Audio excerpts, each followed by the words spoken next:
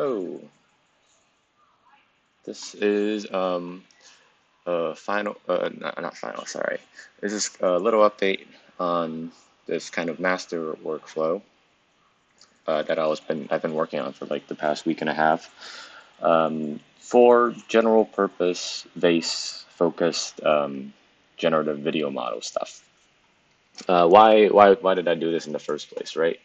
Uh, Previously, everything that we've been doing and rendering has been, it requires some manual time of loading the clips, of setting the conditions, and of setting the, like, every single variation of a shot. And we have maybe, I think, 5 or 6 variations of the types of shots we can do.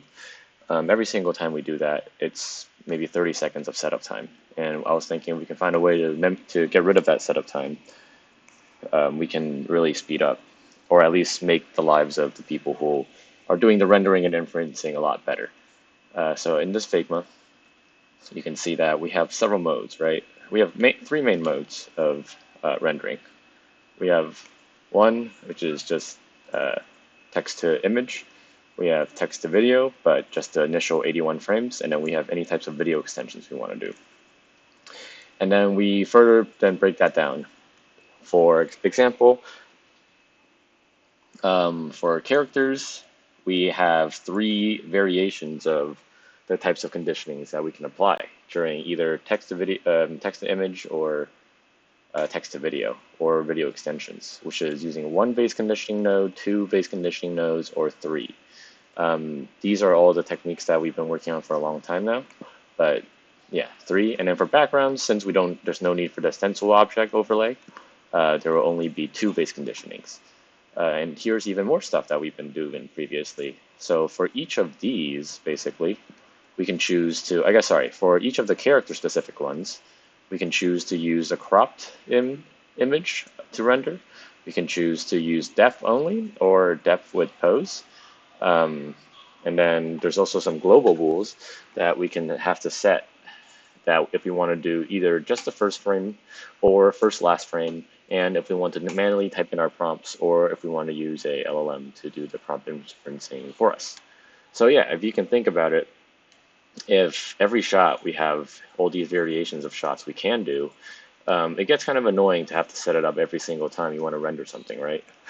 So still working on this. This is a little flow chart of the logic behind splitting up the workflow.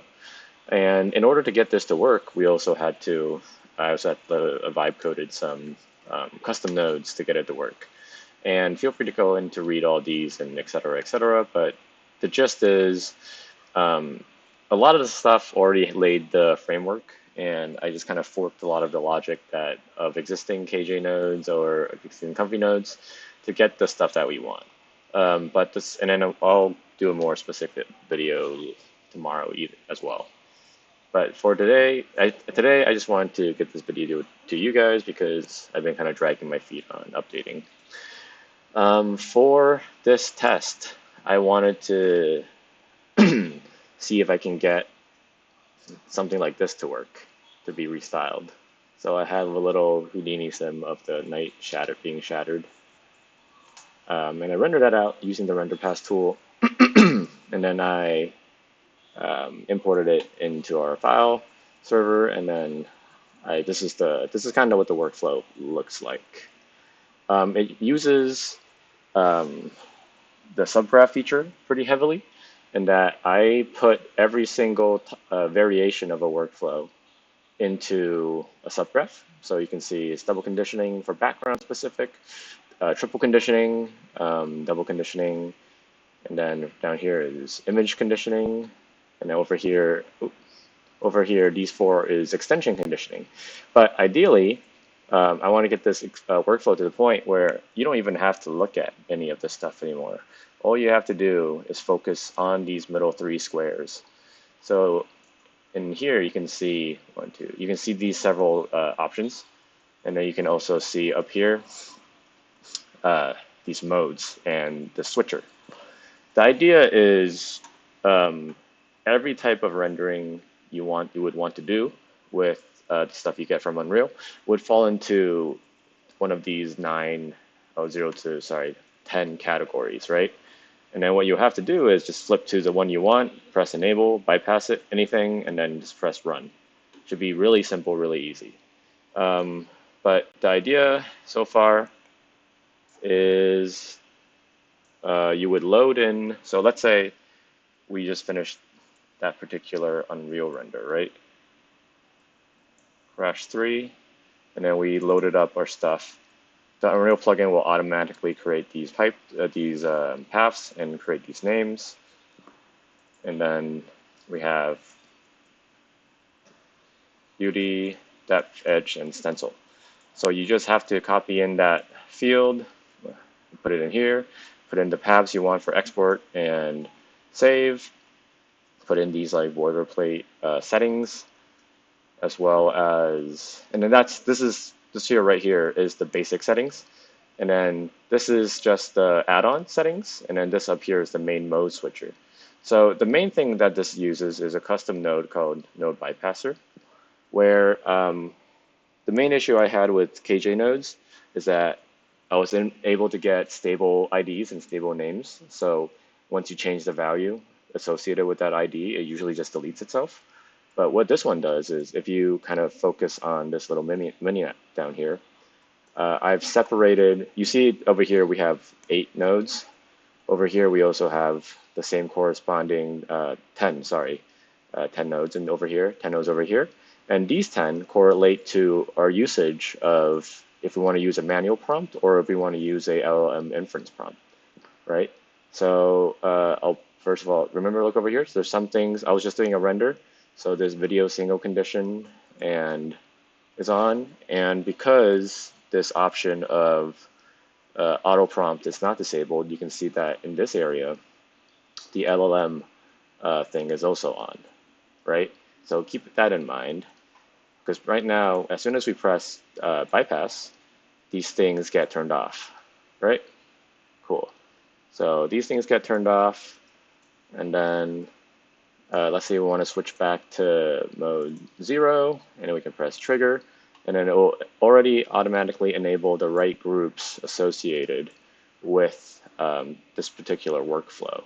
Another cool thing is that, for example, there's certain nodes that has to be set all the time. For example, this final latent, since I'm using like a latent derived shift value. I've also written another custom node that switches the link order based on input, based on like an int switch. So this this final latent shift link would be corresponded to whatever group is active at that time. And that's basically how it works. And it is working right now. Let's see.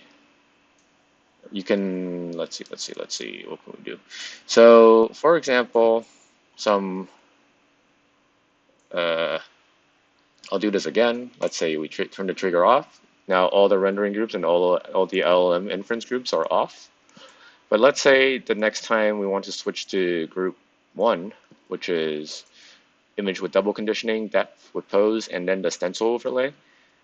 We switch to 1, but we don't want we want to use a manual prompt. So we can do bypass auto prompt to true, and then when we press trigger, we can see that this time the LLM prompting would not be enabled, and only the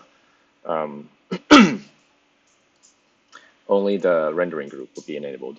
And we are able to do this because of another custom node we wrote, which is this lazy switcher node, which is basically Kajai's lazy switcher node, which is a Boolean thingy. But the difference is we made the evaluation type to lazy, so that it allows the data to flow through this node as long as one of the inputs is true. And then next, let's see, we'll bypass everything again. You see this turns off. Let's say we want to use extension. So let's go to mode 6. And then we also do want LLM prompting, so we turn that off. And then we hit trigger, and then you see this time, not only is this rendering group turned on, and then the latent node is hooked up automatically. We also have the LLM specific for extension group on, and also we also turned on this group, the extension inputs, and this is where you would put in your kind of reference video or the video you want to be extended, right? And then once again we bypass everything and it will just turn everything off and it won't run. I think of course there's still a lot of optimizing that can be done here. I've tried to put everything into its own subgraph to try to like isolate all of the logic into like its own kind of class or function and whatnot. And some of the results we've been getting is it's almost getting there. In terms of, let's see what it looks like. This was the slow version. But for example, this would be a good example actually. So this one actually comes from, where does it come from? It comes from this 48 frame, this extended version. And then it's using all of these thingies here, which is what we put in to this control video path, which is being loaded here, which is also, if we go into it, you see it's another subgraph that's handling the logic of all the video loading and shit. But let's say we are happy with that result, right? So we can bypass everything always, and then we are using single conditioning depth, since that's the fastest one for us to see. Turn on the group. We do want auto prompting. It's not first frame. It's not last frame either. We do have a character. We're not cropping. And let's only use depth. And then we'll turn extension on. And then with this, we'll go here. And then we'll click upload. And then we'll put in this latest video. And after that, all we have to do is press run. And then it's going to process everything. And then we'll let it run, right? So yeah, that's the general idea. I think there's still a lot of like UI clunkiness, but the idea is to kind of mimic what a lot of other like Sora or Runway and shit, but also keep a lot of that customizability in the back end. But for the people that's actually just trying to run the workflow and use this tool in a production setting, this is the stuff that ultimately I think will be helpful. Yeah, this is just a quick video for the team, just as an update to see what I've been doing. But as next week goes on, I'm also going to write a documentation and do a more in-depth video.